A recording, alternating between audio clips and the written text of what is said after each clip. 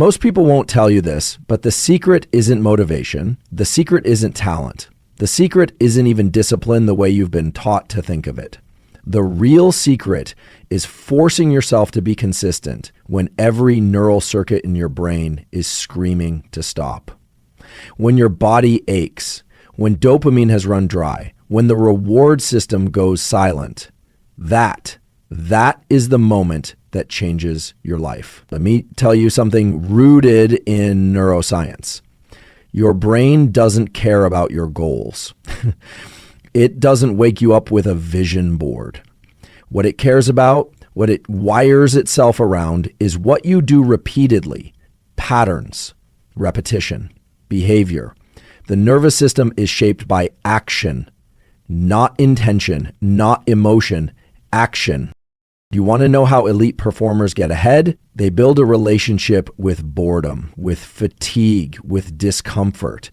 They don't run from the hard days, they anticipate them because they understand the brain's plasticity window. The idea that what you do when it's hardest is what gets carved deepest into your neural architecture. So what does that mean? It means you need to force yourself to be consistent. Not once, not twice, but every single time you said you would. Why? Because your brain is watching. Your nervous system is adapting. Every time you choose to stay the course, to show up, to do the reps, whether it's physical, mental, emotional, you are training your future self. And here's what most people miss. Forcing yourself doesn't make you rigid. It makes you resilient. It doesn't limit your freedom. It builds it.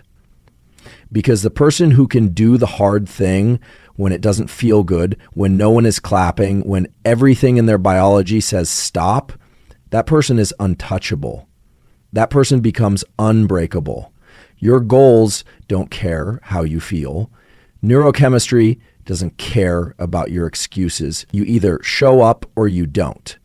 And when you do it over and over and over, without permission from your emotions, you begin to change. Neurobiologically, psychologically, physically, you become the kind of person who finishes what they start. So stop waiting for perfect conditions. Stop hoping it will get easier. Force it again and again and again. Because consistency under duress, that is where transformation lives. And your brain is listening every single time. Most people are still chasing motivation like it's a resource they can summon on demand.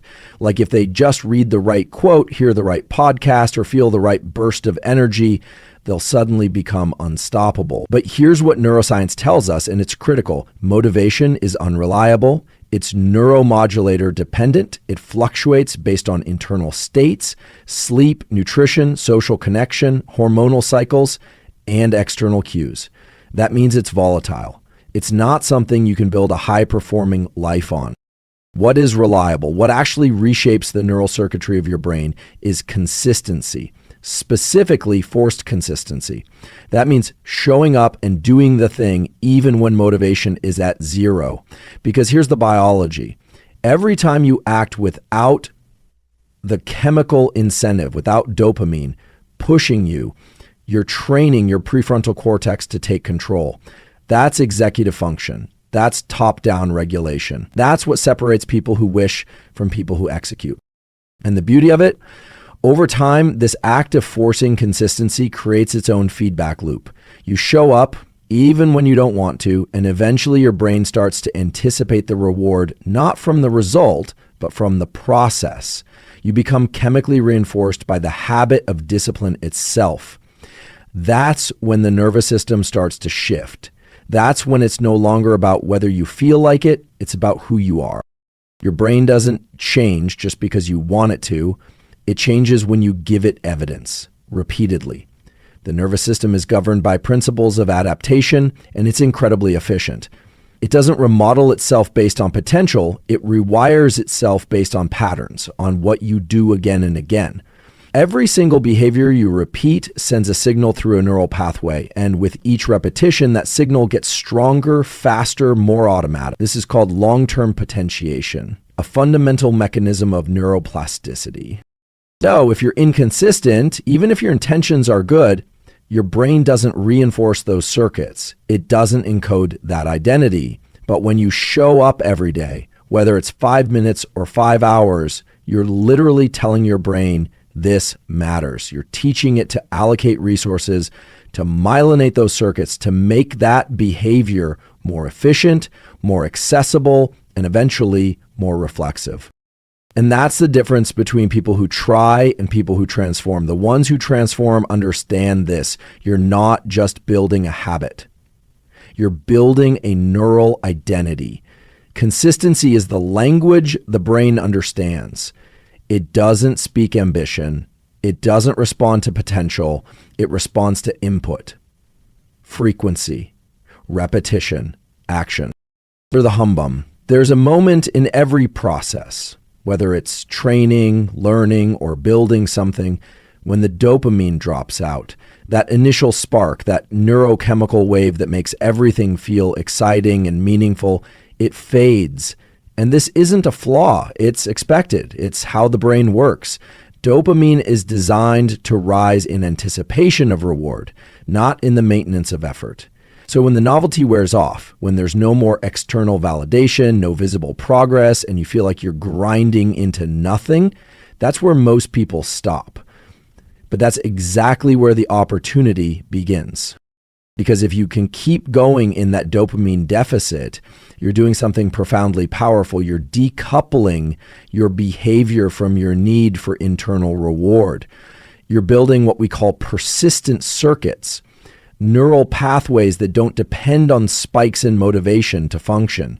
Instead, they depend on your prefrontal cortex, the part of the brain responsible for goal direction, long-term vision, and deliberate control.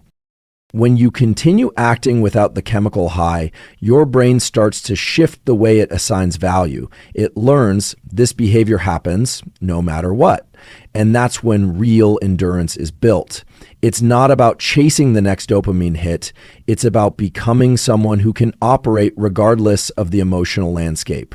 That's what separates short-term intensity from long-term success.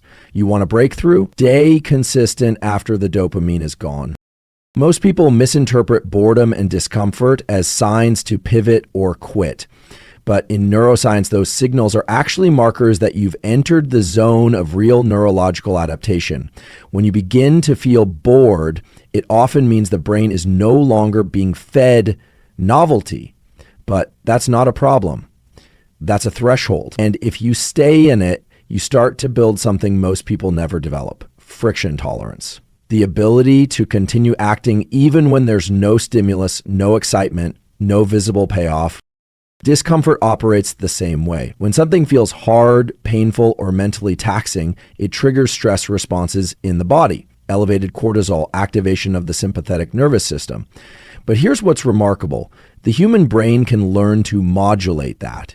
You can train your nervous system to interpret stress not as a threat, but as a cue for focus, as a signal that you're working at the edge of your current capacity. And that's exactly where growth lives. The mistake is thinking that boredom and discomfort are things to avoid. In fact, they're signs you're in the right place. Elite performers, top researchers, peak creatives, they don't escape these states. They build frameworks to stay inside them longer. They understand the biology, that enduring and operating within these conditions is what triggers durable neural changes. So when you hit that wall, when things feel repetitive, uninspired, or physically grueling, that's not a sign to stop. That's a neurobiological invitation to stay exactly where you are and push further, because the brain is paying attention, and when it sees you stay in that space, it rewires to support the behavior that kept you there. There's a principle in neuroscience that most people overlook. Neuroplasticity doesn't happen when you're comfortable. It happens when your system is under strain, when you're pushing against resistance, when you're operating in that zone just beyond what feels manageable. That's where the brain becomes malleable. That's when it starts listening most closely to what you're doing. And this is key. What you do during those hard moments is what gets encoded. Think about that. When everything in your body says stop, when your muscles are fatigued, your focus is fading, your emotions are volatile, and you still execute, still follow through, you're sending a powerful signal to your nervous system. This behavior matters even under pressure. That's how you reinforce it. That's how you hardwire it. It's not about just surviving those moments. It's about recognizing them as plasticity windows, openings, where the nervous system is primed to absorb whatever behavior you feed it. And if that behavior is consistency, if that behavior is effort without excuse, that's what gets baked into the architecture of your brain. Every time you act, especially when it's difficult, you're not just completing a task. You're casting a vote for the type of person your brain believes you are. And the nervous system tracks that. Not in abstract terms, but in real structural changes. Synaptic connections strengthen around the behaviors you repeat, not the intentions you set. So if you consistently follow through, even when you're tired, distracted, uninspired, you're literally sculpting the identity of someone who is reliable, someone who finishes, someone who endures. And this isn't philosophical, it's biological. The brain works through feedback. When you take action, even small, and especially in moments of resistance, you reinforce circuits in the prefrontal cortex associated with self-direction and internal control. That becomes your baseline. That becomes the default wiring.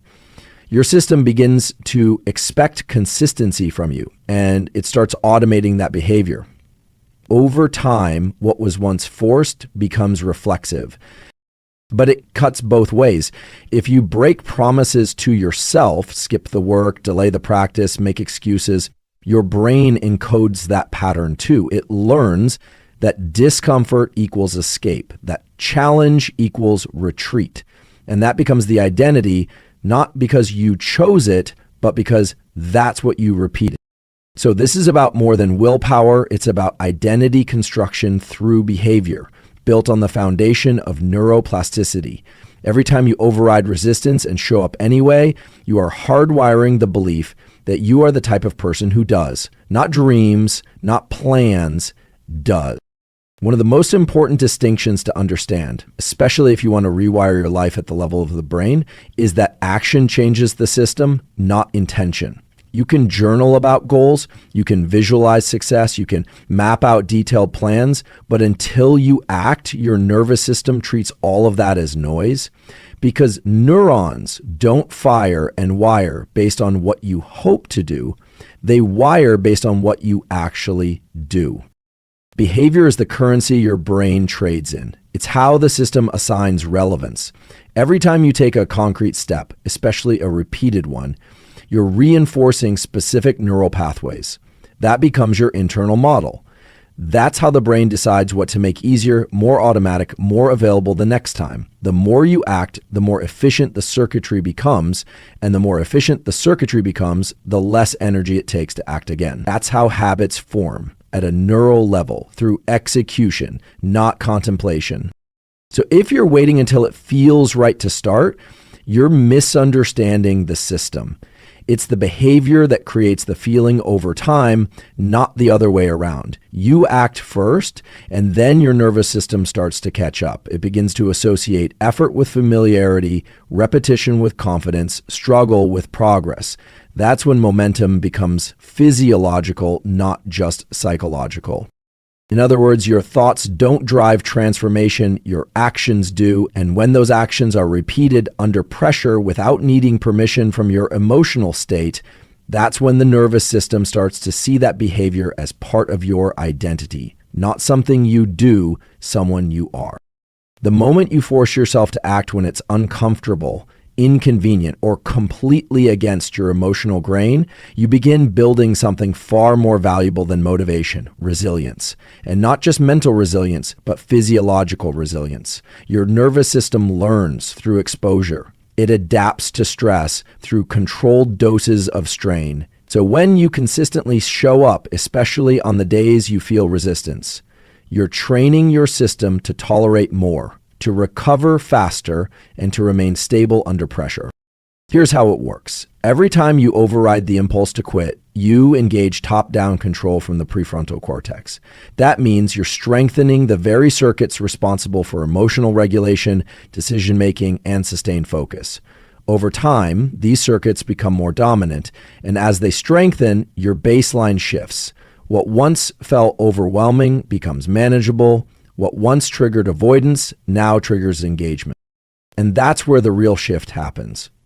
Because the person who can take action without needing ideal conditions becomes immune to the fluctuations of mood, energy, and environment. It's not just willpower, it's neurological conditioning. You've trained your autonomic system to stay regulated in adversity. You've built stress tolerance at the level of the brainstem and limbic system. You don't just look consistent, you are consistent because your entire physiology has been shaped by repeated exposure to discomfort without retreat. And that's what builds real confidence, not because things get easier, but because you get stronger.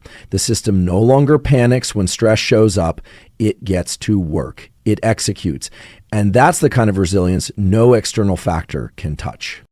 Self-discipline isn't something you're born with. It's not a trait that's fixed at birth, nor is it a skill that you simply acquire with age. What self-discipline truly is, at its core, is neural conditioning. And the incredible thing is, it's one of the most malleable aspects of our biology. Through consistent, repeated action, particularly under pressure, we can train our nervous system to prefer doing the hard thing, to find meaning in the struggle, and to tolerate discomfort without flinching. And here's the paradox. While it feels like you're forcing yourself through sheer willpower, what you're really doing is training a part of your brain to automatically choose the right behavior, even without the active decision-making process. This is automatic discipline, where the action becomes ingrained and the effort feels less like effort because it's hardwired into your system. The more you condition your system in this way, the more it becomes part of your natural behavior. Self-discipline isn't a force you have to summon from some deep reservoir inside you. It's a skill that you hone and develop through consistent neural reinforcement, just like learning to play an instrument or training your body for physical endurance. And the beautiful part is that the more you practice it, the more automatic it becomes. It no longer feels like pushing a boulder uphill. It feels like a part of who you are. You see, transformation doesn't happen in the moments of ease or comfort. It doesn't happen when everything aligns, when the conditions are perfect. Transformation happens in the moments when you want to quit, when you feel like you can't go any further, when it's hardest to keep going. And that's precisely when the brain is primed for the most profound change. When you push through in these moments, when you show up despite the resistance, you're creating new neural patterns that never existed before. Here's why that matters. The brain doesn't just learn from success. It learns from struggle, from challenge, from friction. When you force yourself to stay the course during adversity, the nervous system adapts in a way that makes that behavior easier the next time. Every time you fight through that discomfort, you're creating a new neural baseline, a new level of capacity. You teach your system that you can handle more. You teach it that obstacles are not walls, they are stepping stones. The brain learns to seek solutions, not to retreat. And it's not just a one-time shift, it's cumulative. The more you force yourself to act when it's hardest, the more you expand your threshold. The more you build capacity for stress, for challenge, for uncertainty. This is how elite performers build their careers, how athletes push past plateaus, how creators make their best work. It's not that they don't feel the pressure. They've simply trained their nervous system to stay in it, to remain productive, to keep going when others would falter. So when you face those moments when quitting feels like the easy answer, remember, that is where your future self is being made. In those moments, you are building the person you are becoming. Your nervous system is molding itself to reflect the actions you take now. If you back down, you reinforce weakness. But if you push through, you reinforce strength, resilience, and a mindset that can handle whatever comes next.